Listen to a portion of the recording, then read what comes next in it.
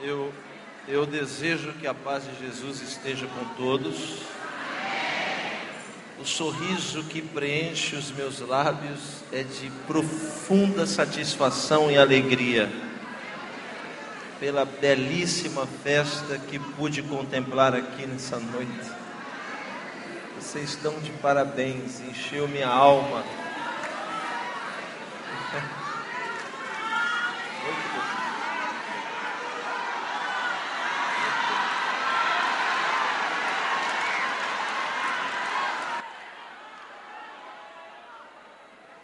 Eu tenho certeza que durante alguns minutos o céu esteve muito perto deste ambiente, porque eu pude ver a alegria no semblante das irmãs, a satisfação profunda que estava estampado no rosto e no olhar de cada integrante dessa festa. A Deus seja dado toda a honra, glória, louvor e majestade. Fico profundamente honrado e satisfeito por voltar a essa casa, essa belíssima igreja, feita de pessoas belíssimas e cheia do Espírito Santo. Agradecer o convite das irmãs, que me deu a oportunidade de continuar vivo. Porque pregar para mim não é uma profissão, pregar para mim é muito mais do que um ministério. Pregar para mim é uma questão de existência. Eu nasci para isso. E no dia em que ninguém mais me der oportunidade para pregar, não existe mais sentido para viver.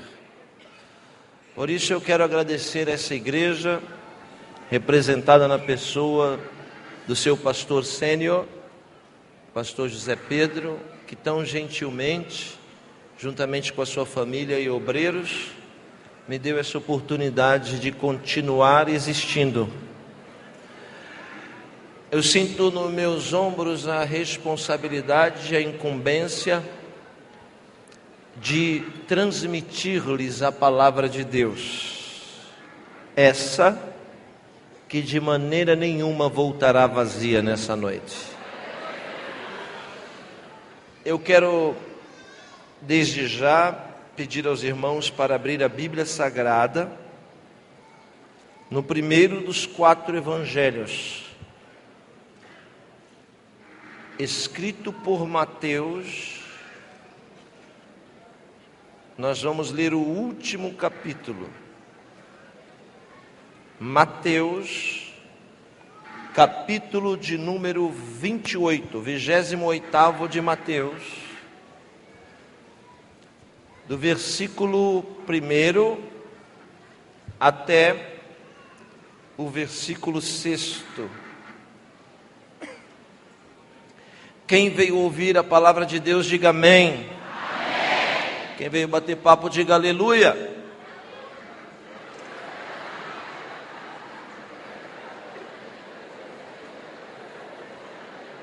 Muita gente, irmãos.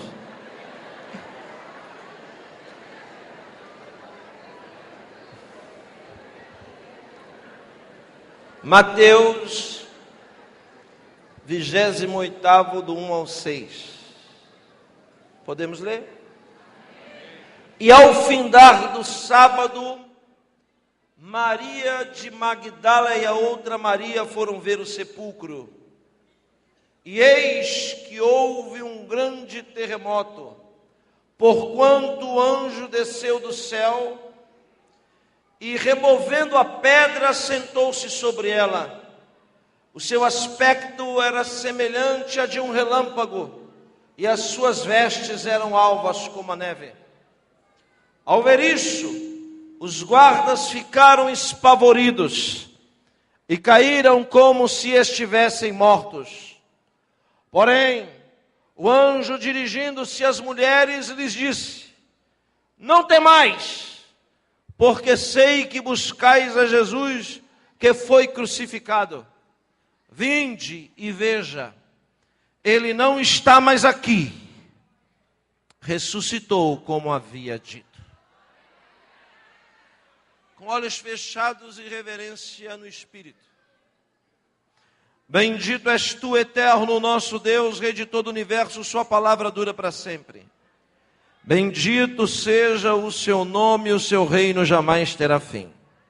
Fale conosco nesta noite de forma clara, concisa e poderosa. Fala não o que nós queremos ouvir, mas fala o que nós precisamos ouvir. Que ninguém saia daqui da mesma forma que entrou, mas que saímos daqui diferentes. Por isso exorta, ensina e edifica. Fala conosco, Senhor, é o que nós te pedimos em nome de Jesus, para a sua honra e glória. Amém. Amém.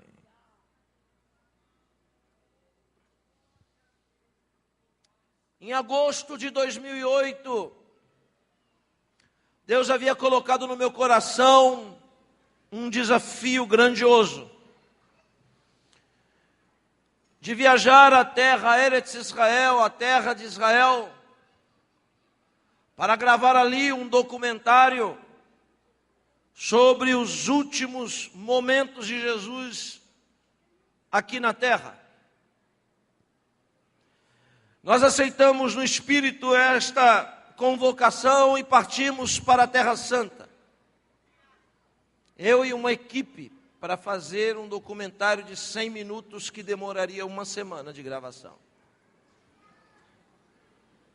Chegamos em Israel, nos deparamos com um clima muito quente. Naquela época, naquele mês, os dias eram um pouco mais longos do que os dias comuns. Às 8 horas da manhã, o calor já era intenso, e ainda às 8 da noite, parecia que os termômetros ainda mantinham-se da mesma forma como que de manhã. Nós começamos a gravação toda na cidade de Jerusalém, e muita gente não sabe disso, mas hoje existem duas Jerusalém. Existe a Jerusalém bíblica e histórica, que é palco dos maiores acontecimentos de toda a Bíblia Sagrada. Yerushalayim Shel Zahar, a cidade santa de Jerusalém, que tem mais de 3.000 anos de idade e fora construída em cima de uma montanha. Cercada por um vale com muralhas altas. A cidade, respectivamente, é pequena. Tão pequena que não existem ali espaço para se construir mais casas.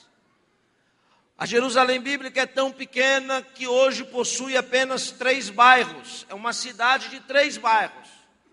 Bairro árabe, bairro judeu e bairro cristão. A outra Jerusalém é a Jerusalém moderna, onde hoje encontram-se os restaurantes e os hotéis. Ela é uma sanguessuga que vive da peregrinação de milhares de pessoas que vêm de várias partes do mundo para conhecer a Cidade Santa.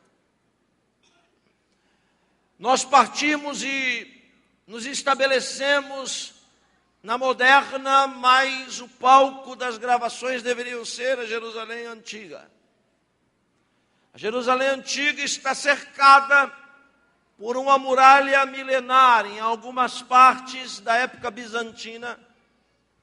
Em outras partes, ainda podemos enxergar as marcas dos tiros de fuzil da conquista de 1967. Nós fomos gravar em Jerusalém, deveríamos começar a história dos últimos momentos de Jesus exatamente na Fortaleza Antônia. Fortaleza Antônia, que era o quartel-general do prefeito daquela província, daquela cidade. Chamava-se naqueles dias Pôncio Pilatos, enviado dos romanos para tentar comandar uma região muito perigosa e rebelde. que era a Judéia naqueles dias. A fortaleza Antônia ficava no lado mais alto da cidade. Se você olhar uma foto de Jerusalém hoje, essa foto é tirada do Monte das Oliveiras, que hoje chama-se Scopus. E quando você olha para a cidade, você vai ver que na parte mais alta da cidade tem uma mesquita com uma cúpula dourada. Aquela mesquita é chamada de Al-Aqsa, o Domo da Rocha. Ela está construída exatamente onde era o templo de Salomão e onde era o templo de Herodes o Grande, que construiu nos dias que Jesus viveu. Al-Aqsa é uma mesquita de 1.300 anos de idade, tombada pela Unesco, Patrimônio da Humanidade. A cúpula dourada, muito grande, tem a espessura de 10 milímetros de ouro puro. Doação de muçulmanos de toda parte do mundo. E lá dentro está a pedra, onde supostamente Isaac ia ser sacrificado por Abraão, em Gênesis 22. Na época de Jesus, ali existia o templo, e do lado do templo a fortaleza onde morava Pilatos. A fortaleza Antônia foi onde Jesus foi julgado e condenado. Nas vielas estreitas de Jerusalém, ainda podemos encontrar o arco onde ele foi apresentado açoitado. O nome do arco é Esse Homo, que quer dizer em latim, eis o homem. Nós gravamos o pátio onde ele for açoitado. Parece-me, senhoras e senhores, que as pedras até hoje falam. O ambiente é pesado e as roseiras ainda são cultivadas até hoje naquele local. Quando nós saímos da Fortaleza Antônia, nós descemos a parte mais alta daquela cidade para gravar os últimos momentos de Jesus entre os homens. Desde o momento em que lhe deram uma cruz pesada em direção a uma montanha de calcário, que tem a forma de uma caveira, chamada Gólgota. Os cristãos católicos veneram a sepultura de Jesus dentro da cidade, que é um equívoco. Jesus não morreu dentro da cidade de Jerusalém, porque se tivesse morrido dentro de Jerusalém, morreria apenas pelo povo judeu. Mas a Bíblia diz que Jesus morreu fora, aleluia, das muralhas, porque deu condição a todas as pessoas de várias tribos, raças, línguas e nações a encontrarem como o Messias Salvador. Lhe deram a cruz pesada e ele desceu aquela rua estreita, as ruelas são estreitas. E quando nós descemos aquela peregrinação, a igreja romana que domina o lugar, a igreja ortodoxa grega que domina o lugar, demarcou aquela trajetória, chamando ela de Via Crucis. Nós começamos, pastor José Pedro, gravando, descendo aquela rua, mas o calor era muito intenso. Então, na primeira esquina que tivemos, eu disse para os meninos, vocês vão buscar água, porque a gente não vai aguentar. Vamos colocar o equipamento aqui encostado nessa parede. E vocês vão buscar água, eu vou ficar aqui esperando vocês voltarem. Os meninos mal saíram e eu comecei a ouvir pessoas cantando músicas religiosas em uma língua que eu não conhecia. Então, daquela viela, daquela rua estreita no bairro árabe, eu inclinei minha cabeça para olhar e percebi que eram cristãos católicos que estavam fazendo aquilo que eles chamam de procissão, romaria. Eles estavam descendo e recapitulando a Via Crucis, ou a Via Dolorosa. Como as ruas são muito estreitas, senhoras e senhores, eu vi aqueles equipamentos na esquina, pensei, não vai dar para eles passarem aqui. Então juntei os equipamentos na parede e me encolhi naquela parede branca, pintada de cal, e para ver se dava para eles passarem. E eles vieram cantando com velas acesas, e quando chegaram exatamente onde eu estava, olharam para mim e começaram a fazer o sinal da cruz. E eu falei, ué, será que eu fui canonizado e não sabia? Quando um educadamente se dirigiu a mim, pediu licença de onde eu estava. Aí quando eu saí, foi que eu percebi que eles não estavam venerando a mim. Mas naquela parede pintada de cal branco, existia uma pedra dessa altura, bem desgastada, marcada de mãos. E eles vieram, colocaram a mão na pedra e chorava, vinha outro organizadamente, colocava a mão, chorava, vinha outro, rezava, e todo mundo ali, eu fiquei olhando para a pedra, pensando, meu Deus, que pedra será essa? Pensei logo que era a pedra da juventude. Quando o último foi embora, eu fiquei curioso para saber que pedra era aquela, não sabia. Fiquei olhando para ver alguma coisa, não tinha nada demais. Então eu tive uma ideia genial. Eu vou até um comerciante árabe e vou perguntar o que quer dizer aquela pedra. Quando eu cheguei até o comerciante árabe que dirigia a palavra a ele, perguntei que pedra é aquela.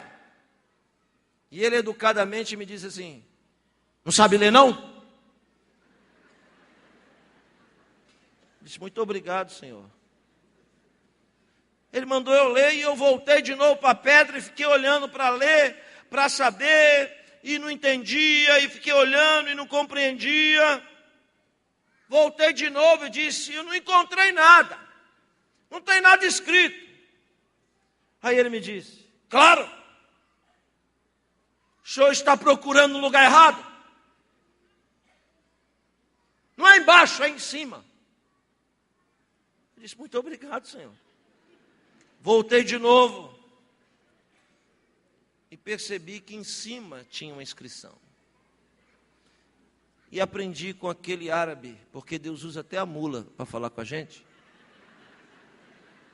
Aprendi com aquele homem que não temia Deus, que muita coisa a gente está procurando no lugar errado e por isso que a gente não encontra. Se alguém aqui veio buscar uma resposta de Deus, não está encontrando, é porque está olhando e buscando no lugar errado. E o Senhor está mandando lhe dizer que a resposta está em cima e não embaixo.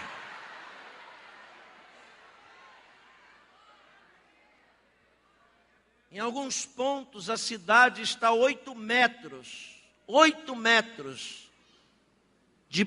de altura em cima do piso original. Olhe para mim, ouça isso que eu estou dizendo.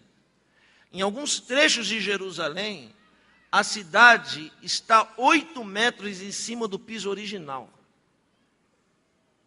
Isso se deu por causa das guerras que aconteceu lá.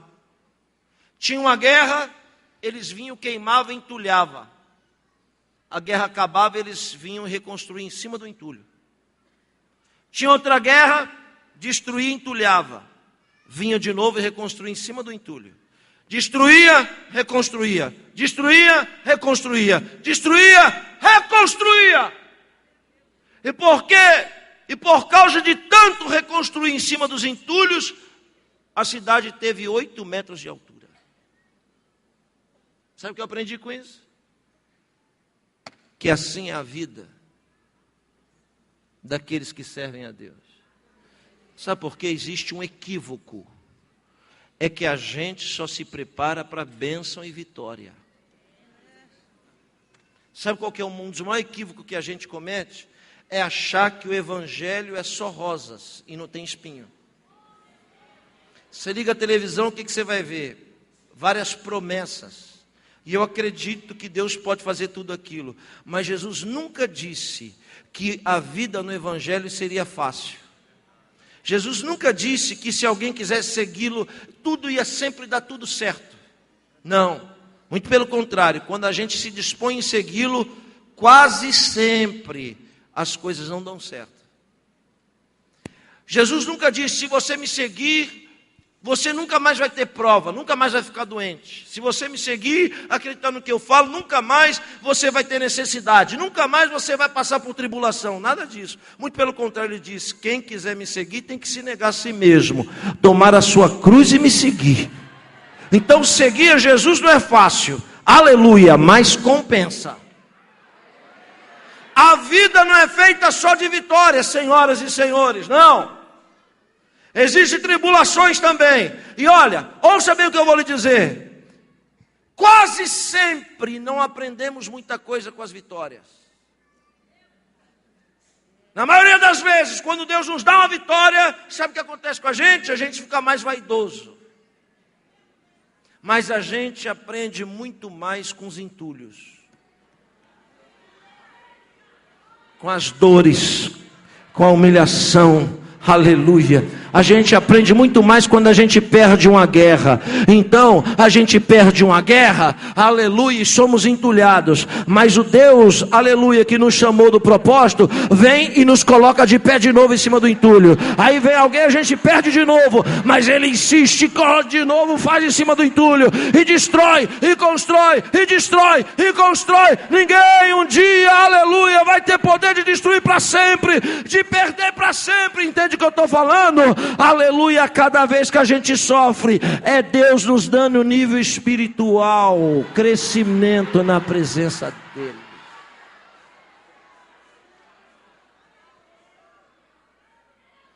Em cima da pedra estava epígrafe, milenar. Em cima da pedra tinha um homem caído, carregando a cruz, desenhado. Um outro do lado segurando. E embaixo escrito Simão Cirineu. Eu ainda não tinha entendido sobre a pedra. Ouça o que eu estou falando. Daqui a 20 minutos eu começo a mensagem. Eu ainda não tinha entendido sobre a pedra. Aí pensei, vou perguntar de novo para ele. Dessa vez agora ele vai me xingar. Mas eu tive uma ideia genial. Peguei $10. E quando eu vim, que ele me olhou, ele já fechou a cara, eu puxei os $10, irmão, nunca vi uma pessoa ficar tão dócil, tão rápido assim. Ou mudou. Eu peguei os $10 e falei para ele, isso aqui é para o senhor, viu? Isso aqui é para o senhor, só pelas informações que o senhor me deu. E por mais uma pergunta que eu quero lhe fazer. Aí ele disse, pois não, quantas o senhor quiser. Eu falei, que benção. Se eu soubesse que $10 fazia milagre assim, tinha dado no começo, né?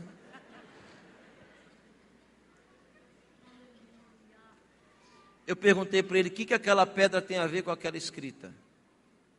Aí ele me disse, segundo a tradição cristã, foi justamente aí nessa esquina, onde o senhor está, que Jesus caiu com a cruz. Essa pedra que todo mundo põe a mão, foi a pedra que ele se apoiou para se levantar de novo.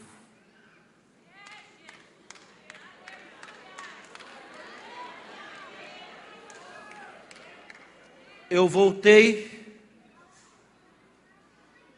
e comecei a pensar. Ouça-me. E naquele dia, agosto de 2008, Deus falou algo comigo ali, no pé daquela pedra, que mudou a minha história. Em todo lugar onde eu tenho a oportunidade de pregar sobre isso, eu falo o que aconteceu ali. O Espírito Santo disse para mim, olha para as ruas dessa cidade. Eu olhei e as ruas são estreitas e curtas. Ele me disse, não existe avenidas, nem alamedas. Não existem estradas largas e compridas na cidade.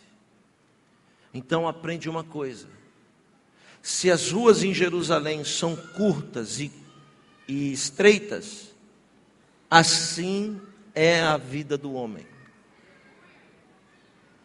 A vida do homem não é tão longa como ele pensa. A vida do homem é muito curta, ou curta demais, para que ele possa fazer longos planos. Naquele dia, o Espírito de Deus me disse assim, Então, Akiva, aprende que para você ser um ser humano melhor, você precisa viver cada dia por vez na sua vida. Por que isso mudou a minha vida?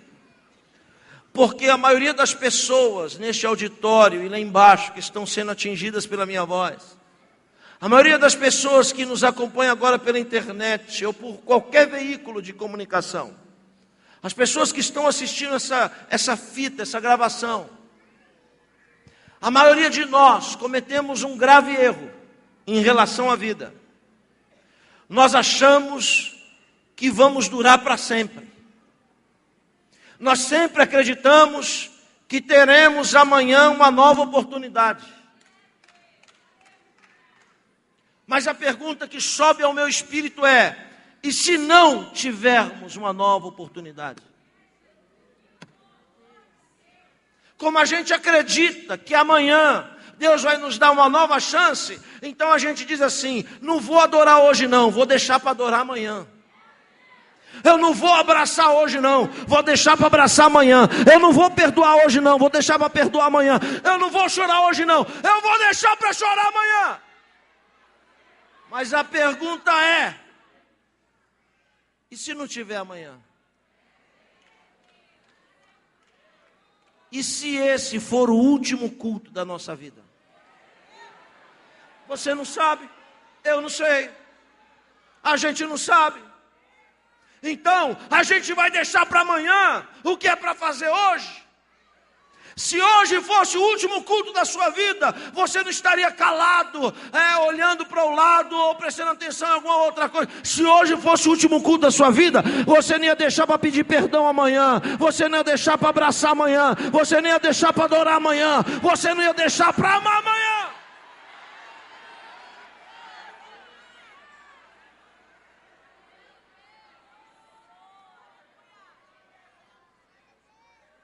Se a gente viver um dia por vez, senhoras e senhores,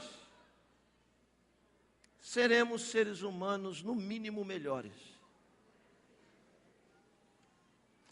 Um dia desse eu estava em São Paulo, eu sou paulista, um amigo que não é evangélico me ligou e disse: Akiva, por favor, me ajuda, porque o meu pai morreu, vamos comigo lá no velório. Um homem equilibrado, intelectual, empresário, eu fui. Quando ele viu o pai em cima do caixão, no caixão, eu nunca tinha visto ele daquele estado. Ele transtornou tanto, que ele correu e pulou em cima do caixão, abraçou. Quase que ele caiu com o caixão e tudo. E ele batia no caixão e dizia: Pai! Pai! Pai! Eu te amo, Pai! Eu te amo.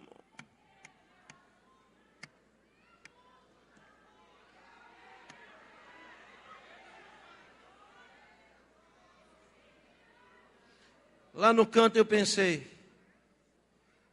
por que não disse isso quando ele estava vivo?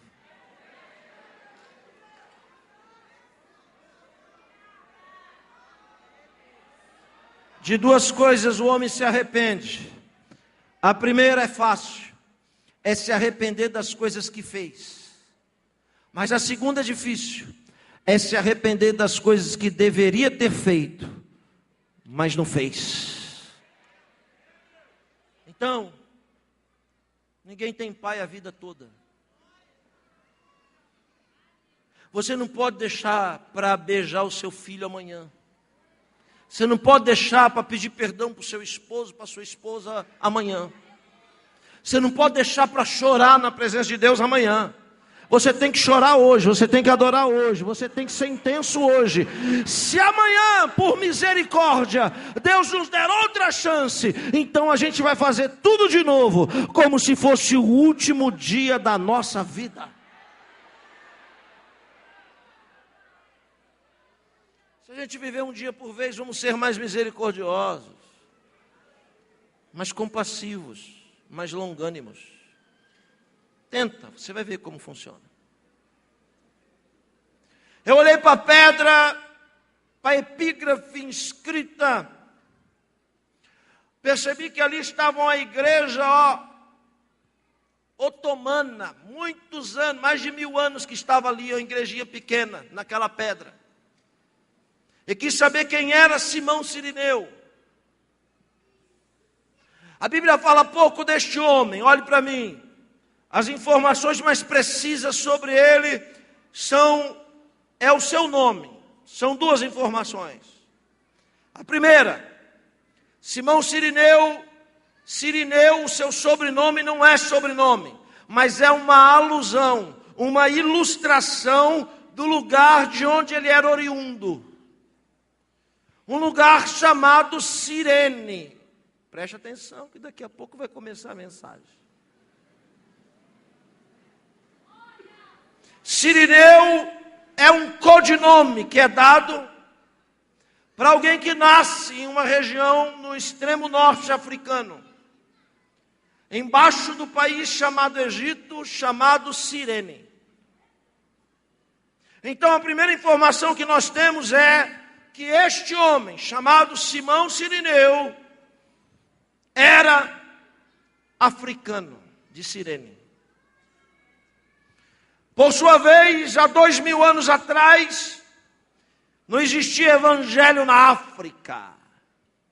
Há 2000 anos atrás, os africanos eram, na sua extensa e grande maioria, politeístas. Adoravam entidades, deuses, objetos. Há 2000 anos atrás, os africanos, na sua extensa e grande maioria, consultavam demônios, mortos, magia.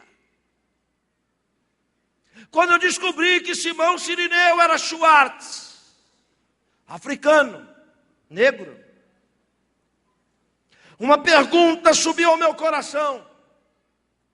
O quê? O que um pagão que não conhece o Deus da Bíblia, o que um africano idólatra que consulta demônios está fazendo em Jerusalém, no fatídico 14 de Abid do ano 34 da era cristã? Falo com precisão, porque o livro do Êxodo diz que aquele dia era um dia especial. Está escrito: ao 14º do primeiro mês, vós e toda a congregação de Israel celebrareis Hag Pesach Sameach, ou a santa convocação da Páscoa. A Páscoa era uma festa exclusiva de judeus, de quem conhecia o Deus da Bíblia. Mas os africanos não conheciam o Deus da Bíblia. E o que esse pagão está fazendo em Jerusalém? A resposta que clareia está no seu nome, Simão. E quando eu descobri que o pagão tinha nome de crente, porque Simão é o nome de um dos filhos do patriarca Jacó. Um pagão que não conhece a Bíblia, que não sabe quem é o Deus da Bíblia, com nome de crente. Aí tem. Eu quis saber o que aquele homem estava fazendo em Jerusalém, senhoras e senhores. E aí Deus me levou 1000 anos antes dele nascer. Simão está 2000 anos atrás. Deus me levou 3000 anos atrás para entender que naquelas terras que chamavam-se Cirene, 1000 anos antes não era Cirene, mas era um reino poderoso chamado Reino de Sabá. E no reino de Sabá existia uma rainha que ouviu falar da fama de um rei lá em Jerusalém, chamado Salomão. A rainha de Sabá juntou pessoas e fez uma caravana até Jerusalém. É a mesma peregrinação que fez Simão Cirineu. Ela veio para ver a fama de Salomão. E não adiantava ninguém dizer para ela que Salomão era sábio, que Salomão era isso ou que Salomão era aquilo. Nada disso. Quando ela chegou, para saber quem era Salomão, ela foi direto na cozinha de Salomão. Aí eu aprendi o seguinte, que a melhor maneira da gente conhecer as pessoas é ir na cozinha delas. Esse é um recado para os moços que querem casar. Quer saber quem é a moça que você vai casar? Vai a dica. Chega um dia de surpresa e não fica no sofá não, vai na cozinha. Porque quando você olhar para a pia, você vai olhar para o seu futuro.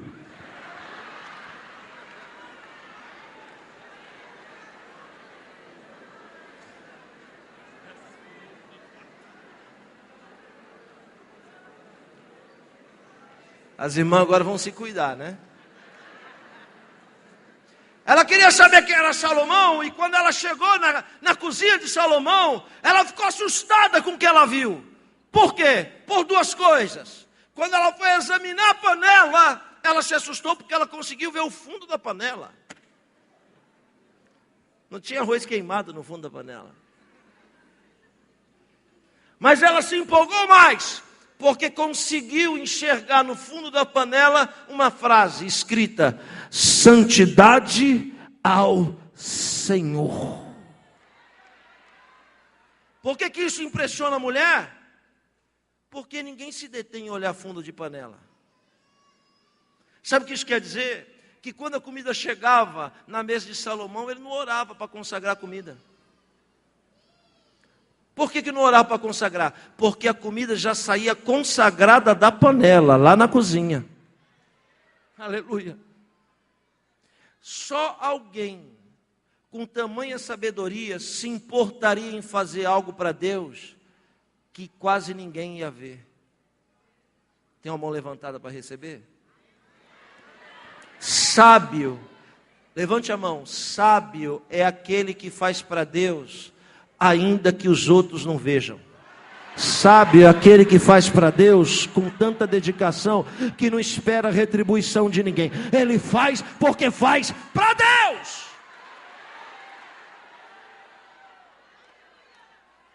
Eu estou explicando sobre Simão Sirineu e ainda faltam uns 5 minutos para mim começar a mensagem.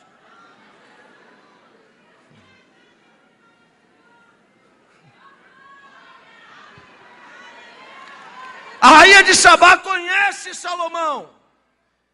Ouça. Vai embora. Mas irmãos, aquele povo daquela época era danado. Salomão era danado, irmãos. A rainha de Sabá veio, Salomão falou: não vai embora assim também não. Ripa na chulipa. Pimba na gorduchinha. A rainha de Sabá volta para o seu reino.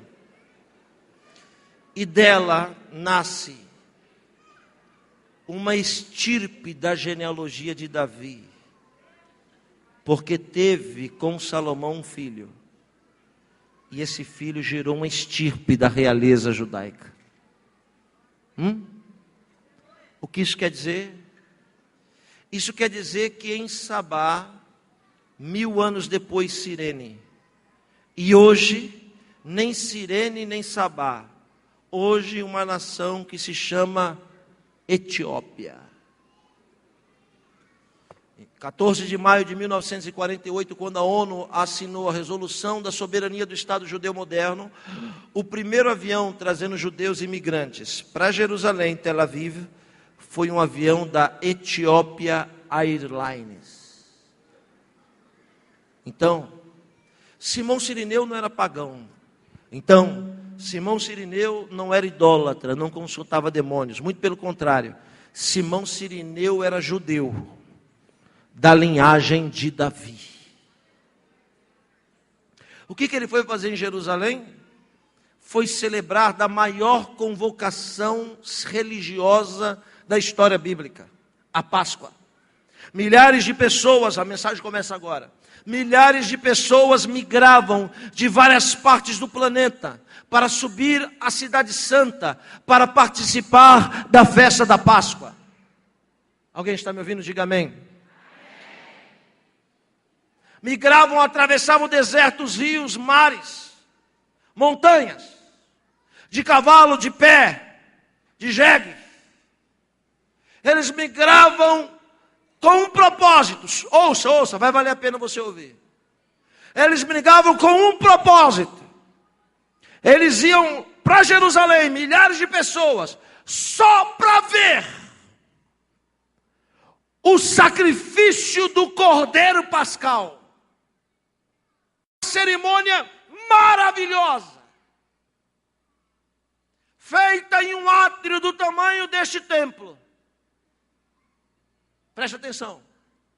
Milhares de pessoas vinham de várias partes do mundo, só para ver o Cordeiro morrer no altar de holocausto, que era a celebração da Páscoa. Então eles vinham, quando eles chegavam em Jerusalém, eles se amotinavam, se afunilavam. Muitos nem conseguiam entrar na cidade. Quando eles chegavam na cidade, eles tinham que subir aquela montanha e ir para o templo, do lado da Fortaleza Antônia. Alguém está me ouvindo? Diga amém. Lá no templo tinha um átrio do tamanho dessa igreja. Não tinha janelas, senão algumas arestas. Por quê? Porque as mulheres não podiam entrar, só os homens.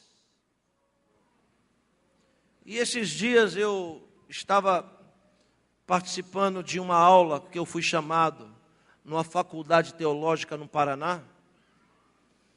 E alguém fez uma pergunta para mim, se eu era a favor ou contra a mulher no púlpito. Aí eu perguntei para o rapaz, o senhor quer que eu responda mesmo? Ele disse, quero. Falei, tá bom. Então segura que a batata é quente. Eu disse, quando alguém pega o microfone para ministrar, está sendo usado por quem? Aí ele disse, pelo Espírito Santo. Eu disse, pois é. E o Espírito Santo tem sexo?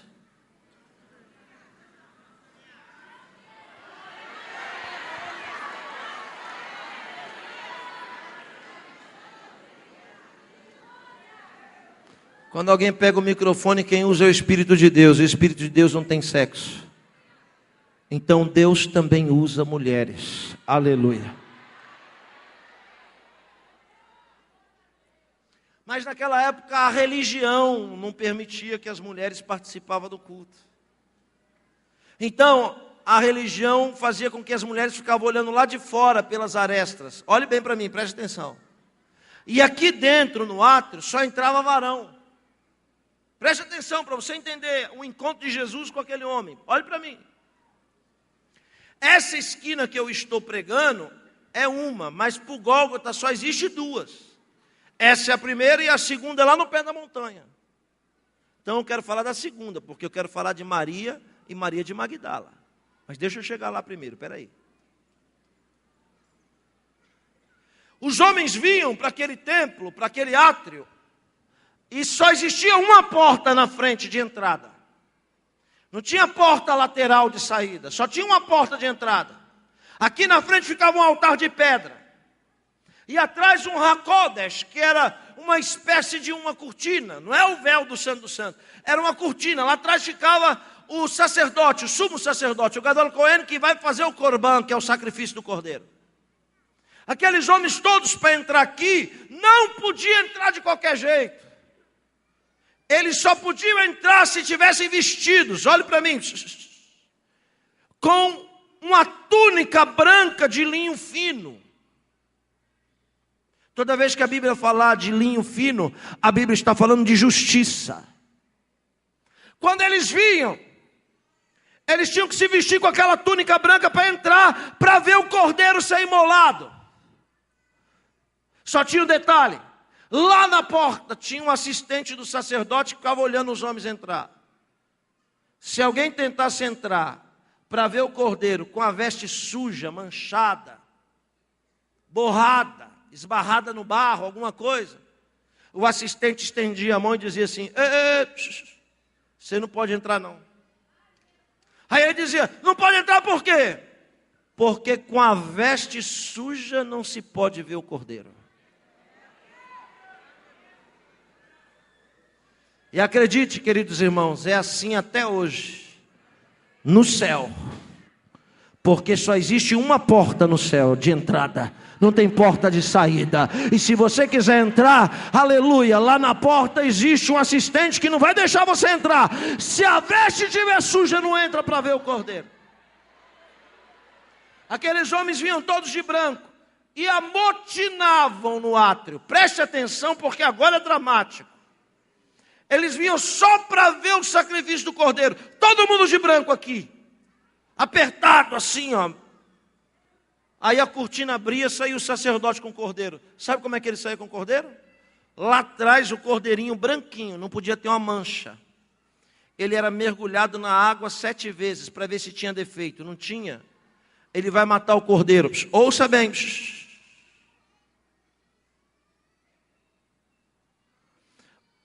Desse jeito que eu estou fazendo, ó. Com a mão esquerda no meio da coluna. O sacerdote sai de lá com essa posição e aqui, ó.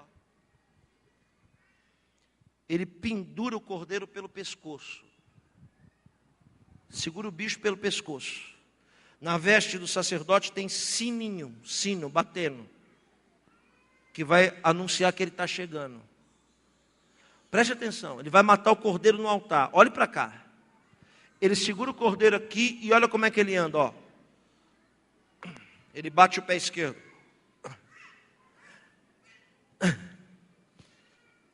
O cordeiro está com o corpo pendurado pelo pescoço. E ele entra batendo. Quando ele pisa forte na esquerda, ele dá o tranco no pescoço do bicho.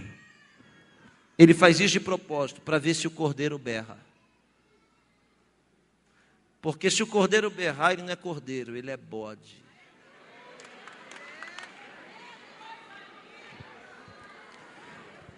Quem berra na hora da tribulação não é ovelha, é bode. Quem dá chifrada nos outros na hora da luta, quem quer levantar poeira, quem quer morder os outros, quem fala muito, é bode, não é ovelha. Porque ovelha de verdade é muda. Boca fechada e lágrima no olho. Tem alguém que está me entendendo aqui nessa noite? Levante a mão e dá um glória.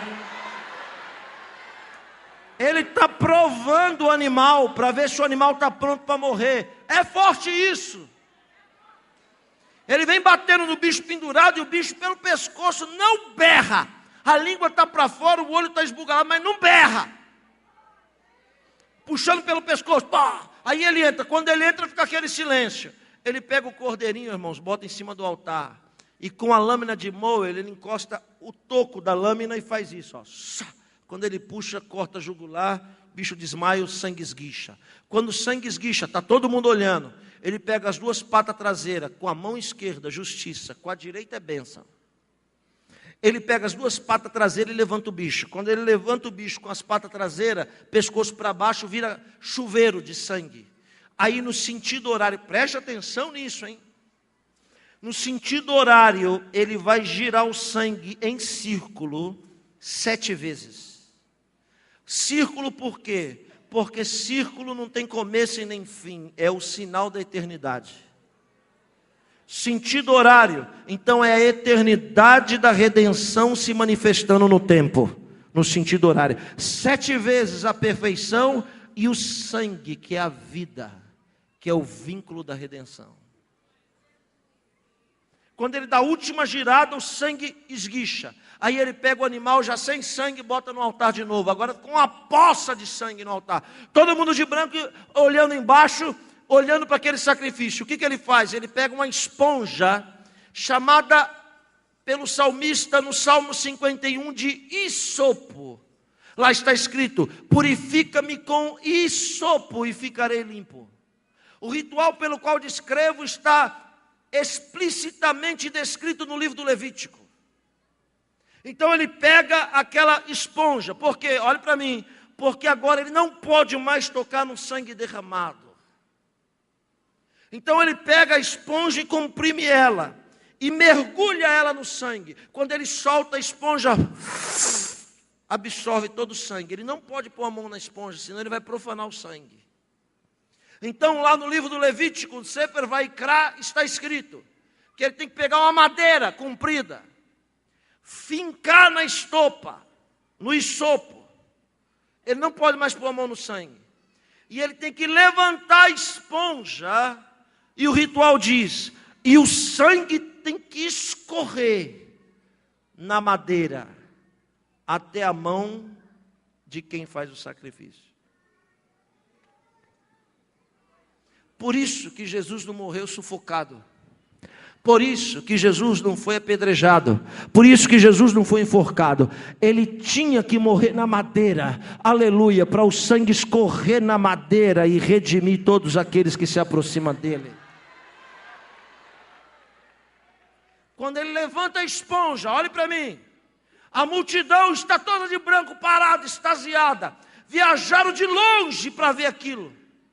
Aí ele pega a esponja e faz isso, ó.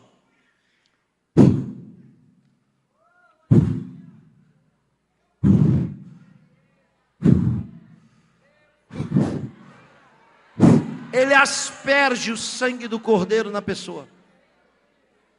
Então uma gotinha daquele sangue sai da esponja e cai na veste branca. Quando alguém recebia uma gotinha daquele sangue na veste branca, a pessoa acreditava, Deus está purificando os meus pecados, porque o sangue do cordeiro, aleluia, purifica os pecados. Simão Sirineu viajou 1.600 quilômetros, 1.000 milhas, só para receber uma gotinha de sangue. Quando ele chega, a Bíblia diz que ele vem pela porta do campo. Ele vinha como quem vem do campo e faz, por causa da descrição, muita gente entender que ele trabalhava no campo, mas ele vem pela porta do trabalho, que é a porta de Damasco, de Atos capítulo 9, e que está do lado do Gólgota. Então ele vem por essa porta com milhares de pessoas. Você imagina a cena, porque eu estou conjecturando. Quando ele chega na porta, ele abre a mala e tira a veste branca. Ele sabe que ele tem que ter um cuidado redobrado com aquela veste. Ele não pode sujar, senão ele não entra. Quando ele chega na porta, ele olha, ele vê lá em cima o templo. E ele tem que seguir o caminho para chegar lá onde vai ter o sacrifício. Se veste de branco e vai no meio da multidão. E assim como eu e você, Simão Sirineu tinha muitos planos. Porque o homem faz planos. Mas a palavra certa, ela vem da boca de Deus. Não esquece que a vida humana é semelhante às ruas de Jerusalém. E para que serve uma esquina? Uma esquina serve para mudar a direção, um rumo. Se alguém está dirigindo e precisa entrar para a direita, então ele dá seta e entra para a direita. Sabe como é que é o nome dessa manobra? Conversão.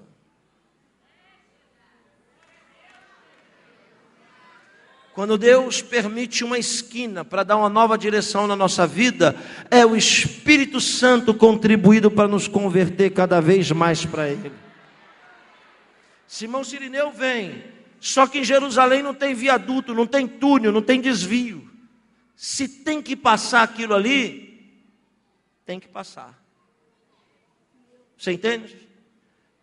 Se alguém entrou aqui em busca de uma resposta, eu quero lhe dizer que no Evangelho não existe viaduto, que no Evangelho não existe desvio. Se você está passando o que você está passando, é porque existe um propósito e você tem que passar por isso. Deus está querendo te ensinar alguma coisa com isso que você está vivendo. Simão Sirineu vem, a vida dele vai mudar na próxima esquina, e ele não sabe. Quando ele dobra a esquina, preste atenção, para subir, ele depara com pessoas descendo na contramão, gritando, falando palavrões, xingando, e ele não entende o que está acontecendo, porque é dia de festa. Ele já chegou cedo para pegar um bom lugar, e é muito cedo para ter uma festa daquela.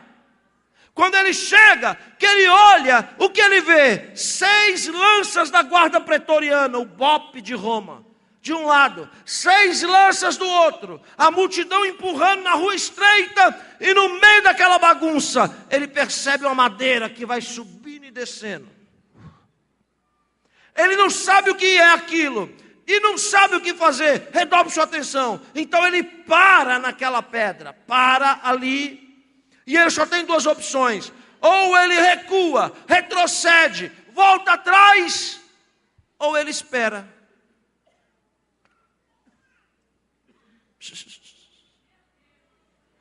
Você não veio da sua casa perguntando para Deus o que fazer? Deus está descendo aqui através do Espírito Santo para lhe dizer: não retroceda, não recue. Melhor que retroceder, aleluia, é esperar. Espera, porque não existe vento em tempestade que dure para sempre. Um dia ela passa, um dia ela acaba.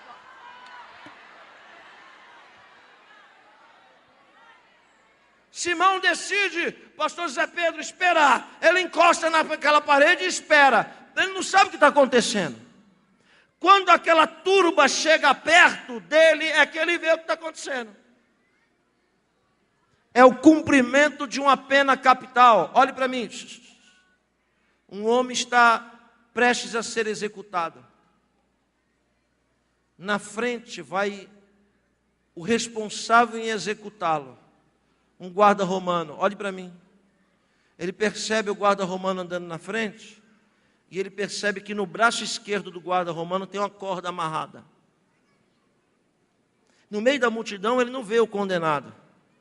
Mas ele vê o guarda romano fazendo isso, ó, arrastando o condenado pela corda.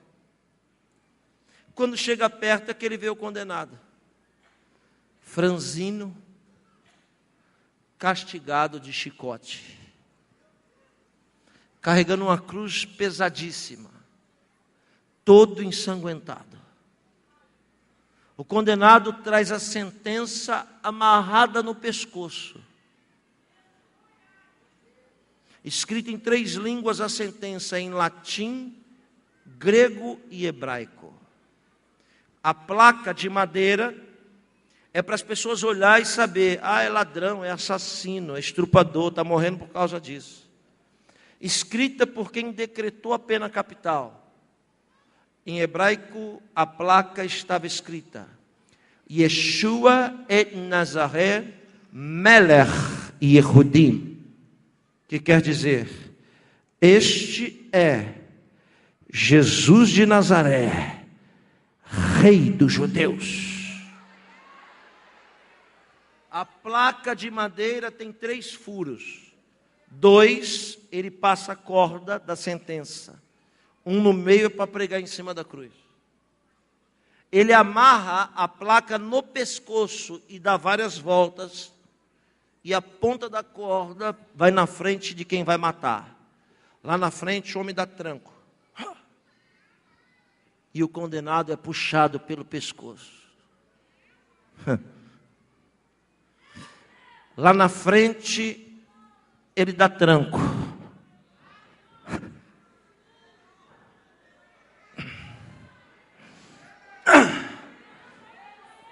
E o condenado é levado como uma ovelha muda ao matador. Não dá nenhuma palavra, nenhuma murmuração. Ele é puxado pelo pescoço, como o cordeiro que será imolado lá no altar de holocausto.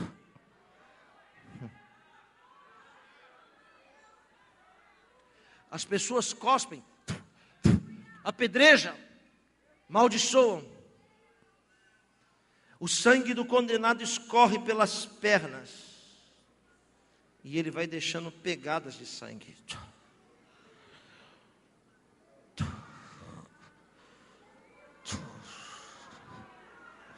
E muitos daqueles que cuspiam e amaldiçoavam e apedrejavam eram enfermos, doentes. Mas quando eles pisavam naquele sangue, eles eram imediatamente sarados das suas feridas. Porque a Bíblia diz: e pelas suas pisaduras fomos sarados.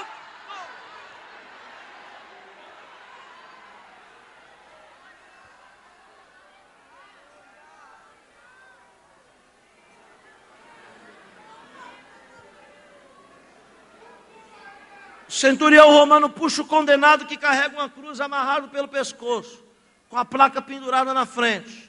Quando Simão vê a cena, ele fica chocado e tem medo de alguém esbarrar na veste branca dele e manchar a veste branca dele e não poder mais entrar no templo. Ele encosta na parede e pensa, tomara que passe para lá. Mas as coisas, ao invés de ficarem melhores, ficam piores. Ou talvez ficam melhores. Tudo depende do ângulo da visão. Porque às vezes você acha que as coisas estão piorando, mas na verdade as coisas estão melhorando. O condenado vem franzino e parece que de propósito ele cai aos pés de Simão, com a cruz e tudo, e o soldado arrastando ele pela corda de costa. Ele cai com a cruz puxando sobre ele a corda pelo pescoço. Aleluia. Simão deve se encolher e dizer, tomara que alguém o ajude. Na maioria das vezes, senhoras e senhores, assim somos nós. Esperamos os outros fazer o que é para a gente fazer. Está entendendo o que eu estou falando? Quando o condenado cai, as pessoas querem pisar em cima, quer acabar de matar, o soldado faz aquele cordão de força, porque ele não pode morrer ali, ele tem que morrer lá. Então eles fazem um cordão de força, estão desesperados para ninguém matar. Um dos centuriões olham para Simão e diz, ei, você, rápido, ajuda o condenado a se levantar.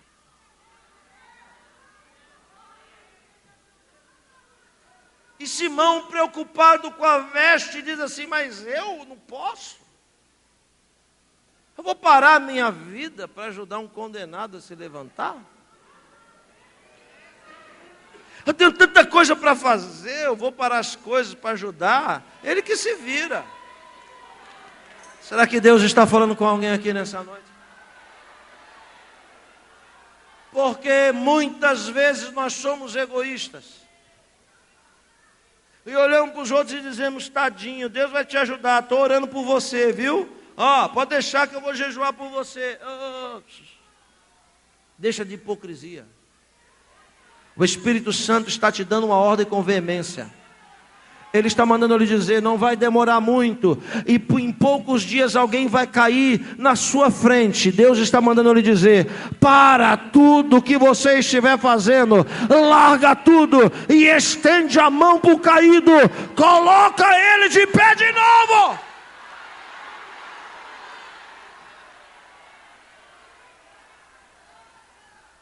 Porque para o religioso, as coisas são mais importantes do que as pessoas. Para Deus não, as pessoas são mais importantes do que as coisas. Simão deve dizer, eu não posso, vai sujar minha veste. E o soldado empurrando diz, vai rapaz, rápido. Simão diz, eu não vou fazer. O soldado deve pôr a mão na cintura, pôr a mão na bainha e dizer, vai ou não vai? Quer morrer com ele ou não? E aí a gente não entende por que Deus permite aquele ímpio nos perseguir na escola, no trabalho, no dia a dia. Sabe por que Deus colocou esse calo no seu pé? Esse ímpio que não te dá folga, esse ímpio que te perturba de noite. Sabe por quê? Porque se não tivesse esse romano, você não ia fazer o que você tinha que fazer. Tem gente que só funciona na espada. Tem gente que só funciona na pressão. Simão Sirineu, todo de branco, olha para o condenado mudo, não fala nada. Ele abaixa do lado do condenado, o condenado vai e bota uma mão, aleluia, na pedra, e a outra no ombro de Simão. Simão atraca e levanta, vai arrastando os dois, aleluia. Talvez você não saiba o que quer dizer essa mão no ombro de Simão. Posso dizer? Posso dizer? Quem quer que eu pare, diga amém.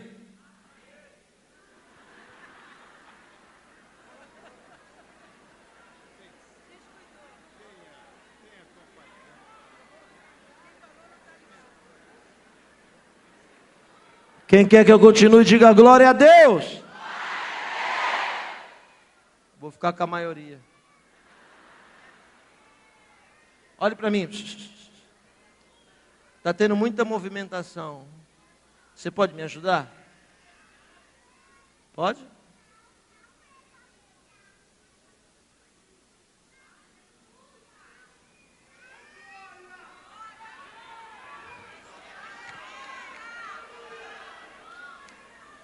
Jesus põe a mão no ombro de Simão Cirineu. Olhe para mim. Preste atenção no que eu vou dizer agora. É muito importante. O povo hebreu é um povo que tem uma sina genética de existência. Durante toda a sua existência, Satanás levantou pessoas para extirpar o povo hebreu da terra. O faraó, os romanos, Adolf Hitler, muitos anticristos. Mas o que faz esse povo existir sempre é uma estratégia familiar, olhe para mim, e espiritual que Deus deu para o povo. Qual é a estratégia? A estratégia de eternizar o nome do clã, da estirpe, da descendência. Como é que se eterniza o nome de uma família no judaísmo, irmã? Como é que eterniza o nome de uma família no judaísmo? Sabe como? Olhe para mim. Quando o filho primogênito nasce, ele é separado de todos os irmãos para uma missão: eternizar o nome da família. Estou explicando na mão de Jesus no ombro.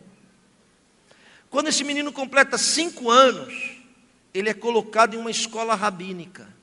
É assim até hoje. Ele vai estudar a Bíblia, a palavra de Deus, até os 14. Com 14, ele vai fazer uma cerimônia chamada Bar Mitzvah, que é o filho do mandamento. Quem está me ouvindo, diga amém. Estou explicando a mão de Jesus no ombro de Simão. Quando ele completa 14, ele estudou 5 livros. Primeiro, Gênesis, Êxodo, Levítico, Números e Deuteronômio, decorou. Com 14, ele vai fazer a prova, ele vai passar no crivo para ver se ele vai servir para ser o mestre. Na verdade, antes de ser mestre, ele tem que ser discípulo. Tem gente que quer ser mestre, mas não quer ser discípulo. Redobre sua atenção. Então ele estuda 9 anos, a criança, todo dia, a palavra de Deus. Quando ele completa 14, ele é levado para o templo. Chega lá, tem 70 doutores da lei. Então, aqueles rabinos doutores botam o menino no meio e dizem assim: o que está escrito em Deuteronômio 27:14. Aí o menino vai e cita. Muito bem. O que está escrito em Gênesis 21:18. O menino vai e cita. Se o menino errar uma vírgula, ele é reprovado. Não serve para eternizar o nome da família. Uma vírgula se ele errar. Alguém está me ouvindo? Diga amém. Estou explicando da mão no ombro de Simão Cirineu. Como que é a reprova? Um dos 70 vem no menino, reprovado, estende a mão para ele e diz assim: você não serve para eternizar o nome dos seus ancestrais. Está reprovado. Aperta a mão do menino e diz: só lhe restou 3 coisas: trabalhar, constituir família e servir a Deus. Mas para ser mestre, você não serve. Olhe bem para mim. A Bíblia diz que Jesus foi levado para esse teste com 2 anos de antecedência. 12 anos. Com 12 anos, Jesus já estava preparado. Ele é primogênito de José e Maria. Levou, mas José não estava nem aí, nem Maria. Tanto que José e Maria voltam, só dá conta 2 dias depois que deixaram o menino. Quando eles voltam, já fazia 2 dias que Jesus estava no meio dos doutores. Ele já tinha recitado Gênesis, Êxodo, Levítico, Números, Deuteronômio e estava recitando salmos, profetas, históricos, poéticos, estava recitando toda a palavra. E aí os doutores olham e dizem: de onde vem tamanha sabedoria? Onde foi que você estudou? Mal sabiam ele que aquele menino era o próprio verbo, a própria palavra que se fez carne e habitou entre nós. Quando José volta, Maria volta, percebe que perdeu o filho. Por quê? Porque os rabinos estão se empurrando para pôr a mão no ombro do menino. Então, com 14, Jesus é aprovado para ser mestre. E estuda agora dos 14 até os 30. Com 30 ele se forma. Lembra? A reprova é o quê? A reprova é a mão na mão.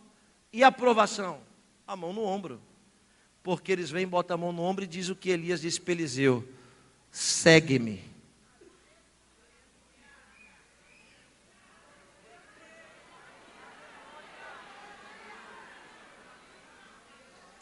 Quando Jesus se forma, a primeira coisa que ele faz, vai em busca de Pedro, que tinha sido reprovado, porque estava pescando. Jesus encontra Pedro, bota a mão no ombro e diz: te disseram não, mas eu te digo sim. Ninguém te quis, mas eu te quero. Segue-me e te farei pescador de almas. Jesus vai buscando um por um daqueles que receberam não.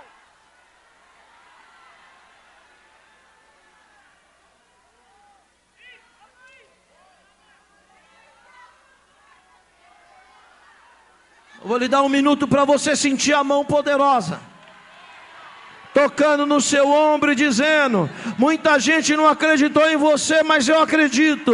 Eu aposto as fichas em você. Eu vou te levantar na terra. Eu vou fazer coisa grande. Eu estou te escolhendo. Sente a minha graça. Sente a minha mão no teu ombro.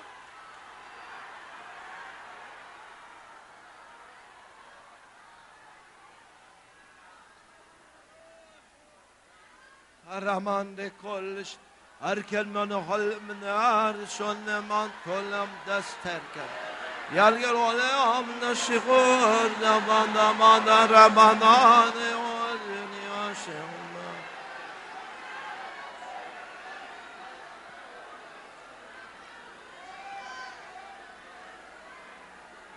Simão está todo de branco e a mão ensanguentada vem no ombro, agarra ele e abraça.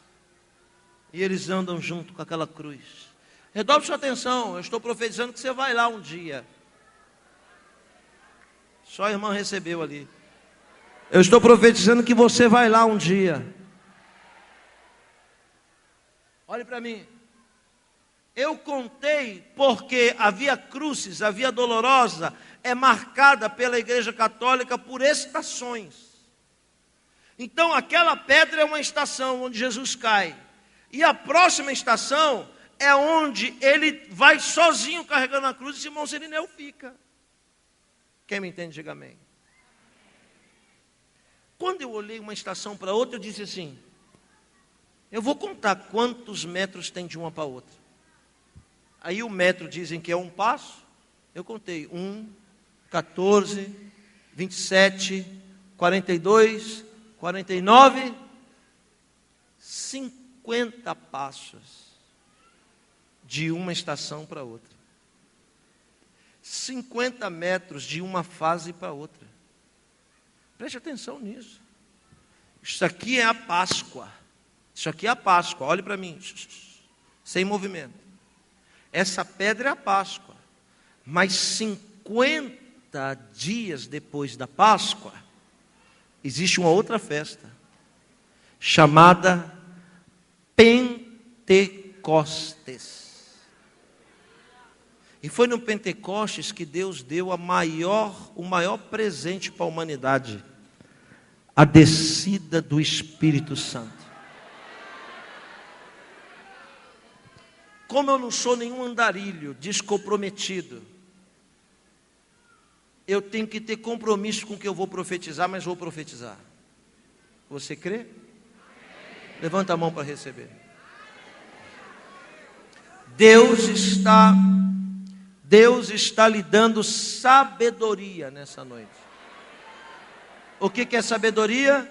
Ele está te ensinando a contar os seus dias. E essa é a ordem do céu para a tua vida. Conta os teus dias a partir de hoje. Porque no máximo, dentro de 50 dias, eu vou fazer na sua vida o que eu não fiz em 20 anos, em 10 anos, em 30 anos, em 50 anos.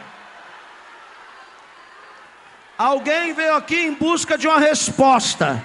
Alguém entrou por essas portas dizendo: eu não estou mais aguentando essa luta, essa prova que eu estou vivendo. A vontade que eu tenho de jogar tudo para cima e desaparecer.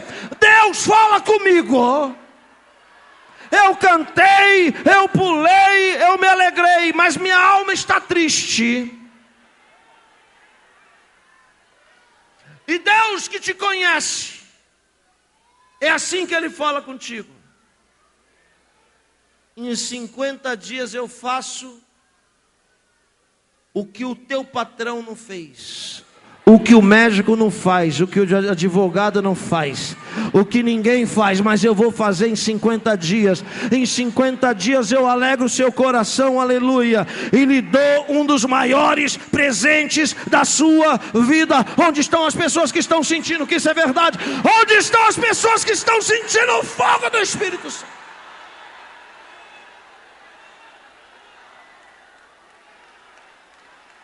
Um minuto para você adorar. Um minuto para você adorar.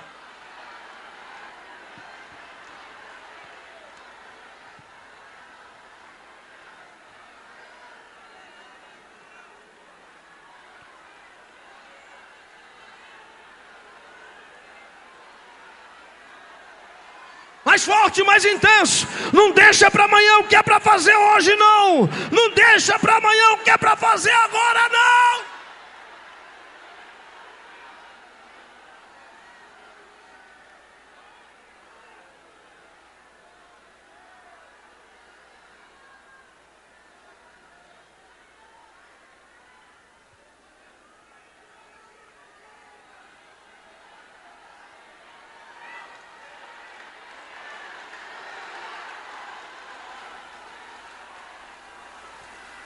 Olhe para mim. 50 metros depois, Jesus calado, não falou nada, hein? Só colocou a mão no ombro e olhou nos olhos de Simão. 50 metros depois, Jesus vai sozinho e Simão fica. Quando Simão fica, ele olha para dois lados. Primeiro, ele olha para cima. Ele não tem relógio, ele tem que olhar o sol para ver se dá tempo dele participar do sacrifício. Quando ele olha para o sol, ele vê que o sacrifício do cordeiro já foi. Quando ele olha para baixo, ele vê a veste dele toda manchada de sangue. E agora ele está impossibilitado de entrar. Então ele pensa: perdi a viagem. Viajei de tão longe, para receber uma gota do sangue do cordeiro. Mal sabia ele que aquele sangue que estava na veste era o sangue do verdadeiro cordeiro.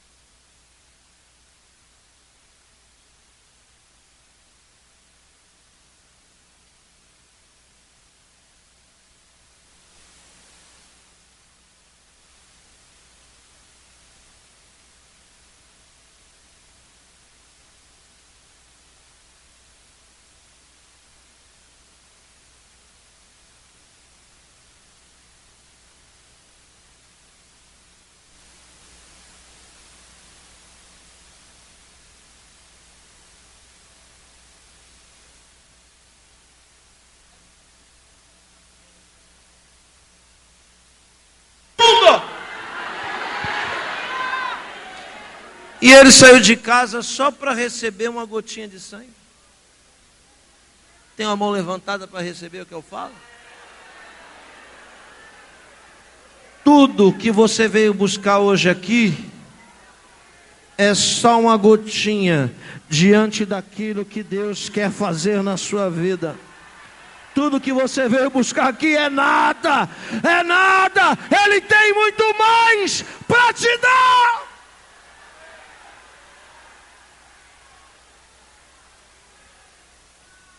O que resta para Simão? Olhe para mim, ainda estou na primeira esquina. O que resta para Simão? Voltar para casa. Ouça. Então ele tira a veste toda marcada de sangue, com a mão ensanguentada no ombro, dobra, bota na mala e vai para casa. A família dele é de judeus. E lá na casa dele, pastor, a família está esperando para celebrar aquela vitória. Olha só que coisa linda. Eles assavam um carneiro, sentavam os filhos, a esposa. Quando o pai chegava, ele sentava na mesa e começava a contar a experiência. Depois ele abria a mala e mostrava a veste com a gotinha de sangue. Só que quando Simão chega, se assenta, ele começa a contar uma história diferente. E a Bíblia diz que ele tem 2 filhos. O primogênito chama-se Rufo e o segundo Alexandre. Você se lembra da história do primogênito? O primogênito é aquele que estuda.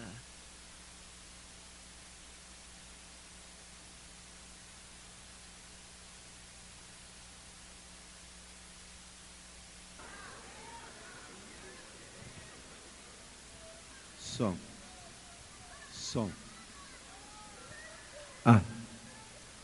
Olhe para mim. O primogênito é aquele que estuda.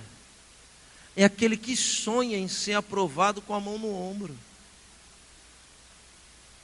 Quando Simão chega, todo mundo senta na mesa e diz: e aí, conta, como é que foi? Olhando para mim. E aí, conta como é que foi, pai, a experiência. Aí o Simão começou a contar. Quando eu cheguei na cidade, estava tendo uma condenação de um homem. E Rufo está perto ouvindo.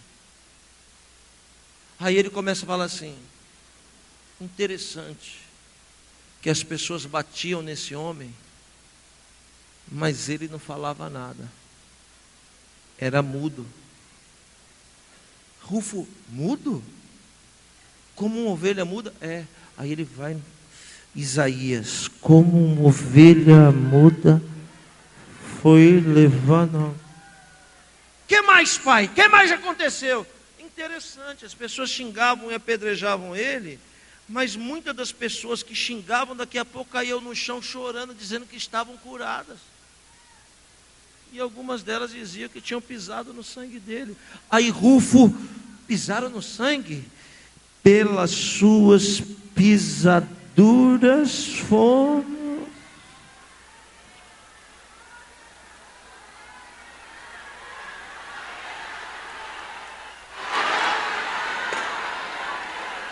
Que mais, pai? Que mais? E aí ele trêmulo disse: então, meu filho, aí é que está. Ele me abraçou e pôs a mão no meu ombro.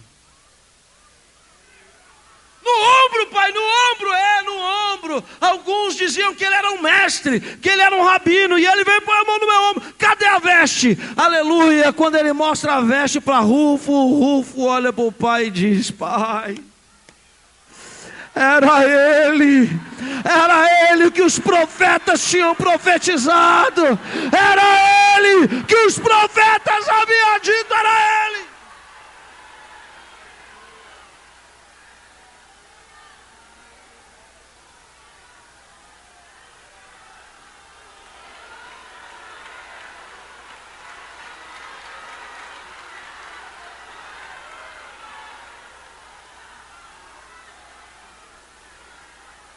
Olhe para mim. 30 anos depois, Paulo vai escrever a carta magna aos romanos e vai saudar todos os missionários do mundo. 16º capítulo, lá está escrito. Paulo escrevendo diz: saudai também a Rufo,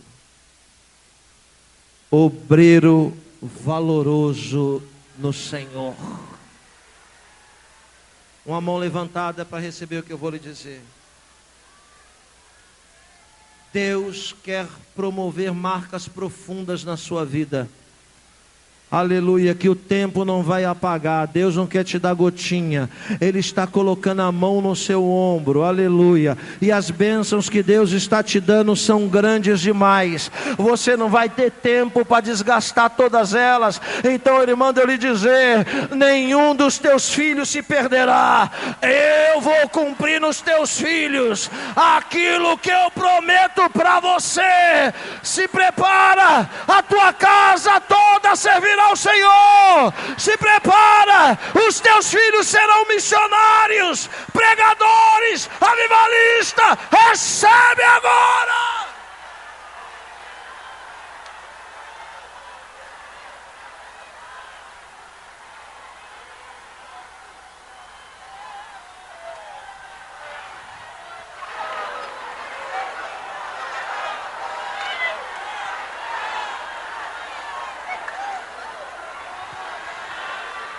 Sente a mão ensanguentada no seu ombro. Você não está aqui porque você é melhor. Você não está aqui por você mesmo. Aleluia, não foi você que escolheu estar aqui, mas foi Ele que te amou primeiro.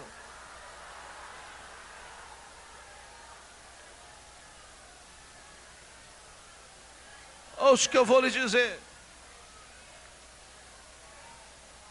Não deixa para amanhã não, que é para você fazer hoje. Então chora agora. Grita agora. Não se preocupa com a maquiagem, com o cabelo, com a gravata. Aramandaracamanas.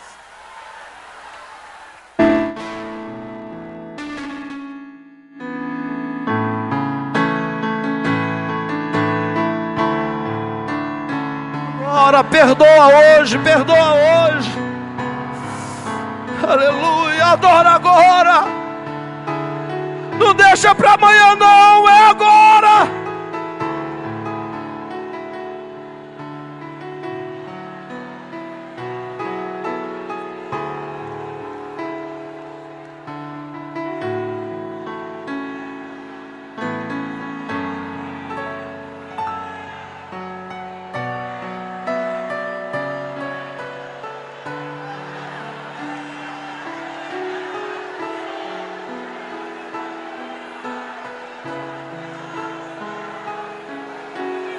Tem alguém sentindo a presença de Deus aqui?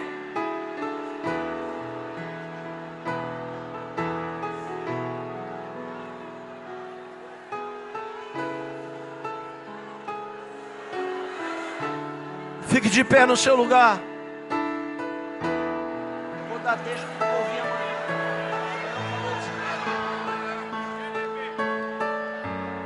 amanhã. Isso.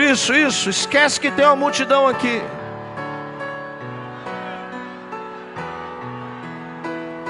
Se der vontade de abraçar, abraça.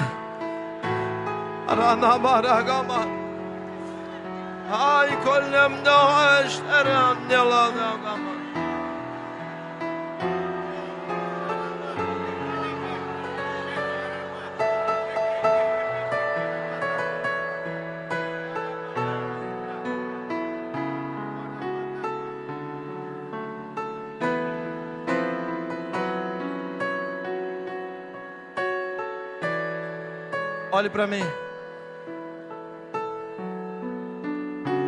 Amanhã eu vou pregar sobre a outra esquina. A outra parte da mensagem. E olhe bem para mim. Eu não sei o que é mais importante para você amanhã. Se o que Deus vai fazer aqui, ou se o que você tem que fazer lá. A gente chegou na metade da mensagem agora. Porque na outra esquina também tem pedra. Na outra esquina também tem veste branca. Na outra esquina também tem um Jesus, só que ressurreto e vivo.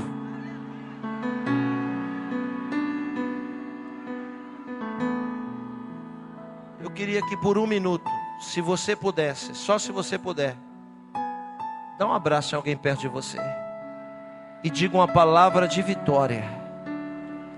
Vamos orar, vamos orar, vamos orar.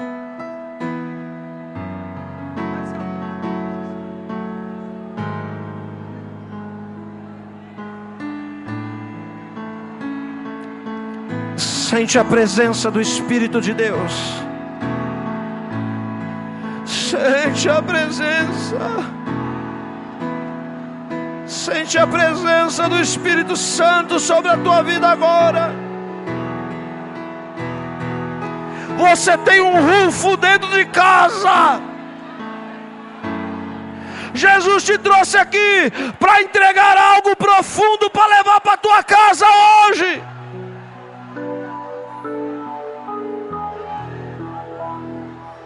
Sente alegria no teu coração. Sente paz na tua vida agora.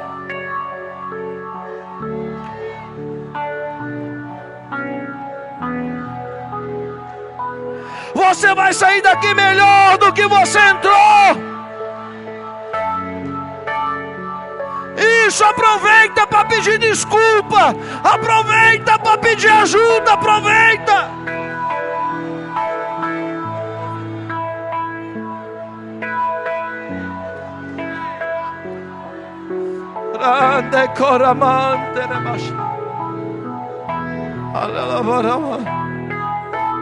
Nós te agradecemos nessa noite, Deus santo e bendito, por tudo que o Senhor fez aqui na nossa vida. Sente essa graça, sente essa graça, sente. É forte o que Deus está fazendo aqui hoje.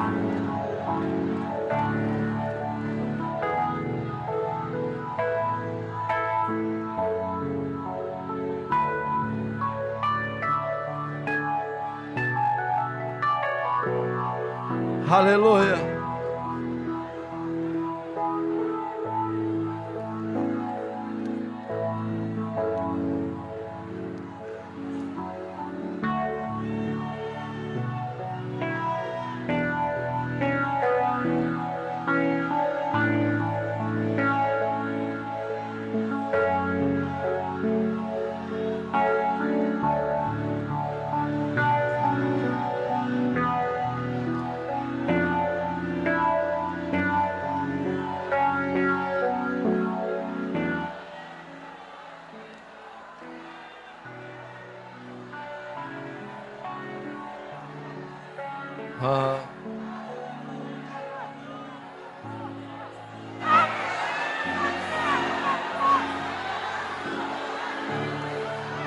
Aleluia. Olhe para mim. Olhe para mim. Convide pessoas para estar aqui amanhã. Traga pelo menos mais um. Se esforce. Vai valer a pena você voltar aqui amanhã. Amanhã eu vou, se Deus permitir, é claro. Se Deus permitir, amanhã eu vou pregar sobre a outra esquina. A continuidade da mensagem. Amém, irmãos? Antes de devolver a palavra ao pastor, quero dizer que aqui embaixo está um stand com os meus DVDs. Você pergunta para os obreiros, onde está os DVD do Yosef que está ali? Tem, olhe para mim, tem o DVD que eu gravei em Israel, que você vai ver a pedra. Tem a mensagem de hoje em 2 partes também. Tem todas as mensagens dos Gideões. Enfim, são quase 40 temas diferentes. Ninguém é obrigado a comprar nada. Mas se você quiser adquirir, custa apenas R$10 um DVD. Amém, irmãos? Até amanhã com a ajuda de Deus. Deus abençoe a todos.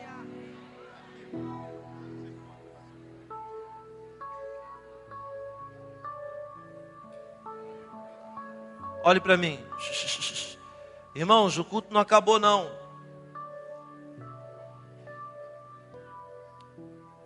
Na maioria das vezes, muitas pessoas de outras expressões de fé se identificam muito com a minha mensagem. E talvez haja aqui no nosso meio visitantes privilegiados que ouviram uma mensagem que não é apelativa, é muito mais esclarecedora do que apelativa. A proposta da mensagem que você ouviu não é mudar a sua religião, mesmo porque a religião só estraga as pessoas. E o Evangelho não é uma religião. O Evangelho é um estilo de vida, uma novidade de vida. Então eu quero perguntar, porque talvez haja alguém aqui hoje que queira esse Jesus que eu preguei. Não é o Jesus da igreja católica, não é o Jesus da igreja ortodoxa, não é o Jesus da igreja protestante. Não, é o Jesus da Bíblia. É o Jesus que não é propriedade de ninguém. É o Jesus que salva. Talvez haja alguém aqui nessa noite que quer esse Jesus. Se tiver, eu queria só que você levantasse a mão onde você está, porque eu vou orar por você. Alguém que talvez esteja afastado e quer voltar hoje. Que bom que Deus te deu uma outra oportunidade. E talvez possa ser essa a última. A gente não sabe. Se existe alguém sem apelar, eu não posso oferecer algo tão precioso como se fosse algo sem valor. Se tem alguém, levante a sua mão. Saia do seu lugar e venha aqui na frente que eu quero orar por você. O pastor da igreja vai orar por você. Não tem ninguém? Vamos todos orar. Se tiver alguém, ele vai chegar aqui na frente. Feche os seus olhos. Senhor, nós te agradecemos nessa noite. Te agradecemos pela tua bondade, pela tua misericórdia.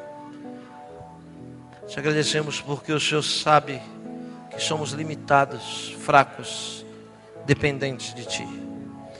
Nos ensina a ser seres humanos melhores hoje, a partir de hoje. Nos ensina a amar mais, a perdoar mais, a viver cada dia por vez. Nos dá graça para permanecer na sua presença. Assim, Senhor, nós te agradecemos nessa noite por esse momento na sua presença. Obrigado por ter colocado a mão no nosso ombro e ter nos escolhido. Eu te agradeço por tudo, Senhor, em nome de Jesus. Amém. E amém. Você pode aplaudir o Senhor bem forte?